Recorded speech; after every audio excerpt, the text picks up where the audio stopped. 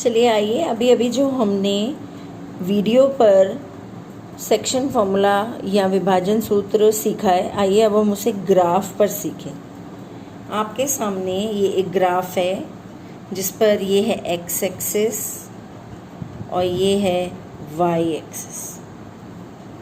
इस Cartesian plane पर, इस कार्तीय तल पर ये है बिंदु ए जिसके कोऑर्डिनेट्स हैं, जिसके निर्देशांक हैं x1 y1, और ये है बिंदु बी जिसके निर्देशांक हैं x2 y2। इन दोनों को जोड़ती है एक रेखाखंड जिसका नाम है AB। इस AB को यहाँ पर बिंदु P पर P पर जो बिंदु है वो इसे दो भागों में विभाजित करता है। पहला भाग है AP और दूसरा भाग है PB, और जिस अनुपात में, जिस रेशो में ये इसे विभाजित करता है उसको हम कहते हैं M1 M2। आपने वीडियो में देखा था, हमने वहाँ पर रेशो लिया था M:n। M:n ले या M1:m2 ले, दोनों एक ही बात है, इससे कोई फ़र्क नहीं पड़ता। कहने का तरीका है सिर्फ। अब यहाँ P के निर्देशांक होंगे x और y, आपने फॉर्मूला में सीखा ही था।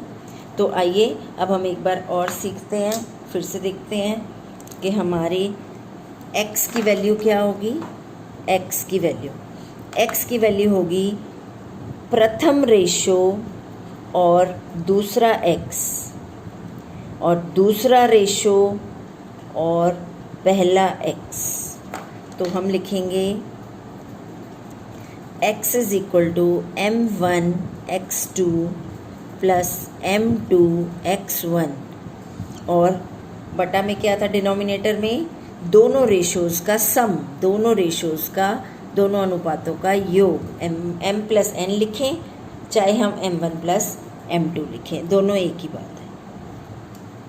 और y की वैल्यू क्या होगी, same m1 y2 plus m2 y1 upon again m1 plus m2।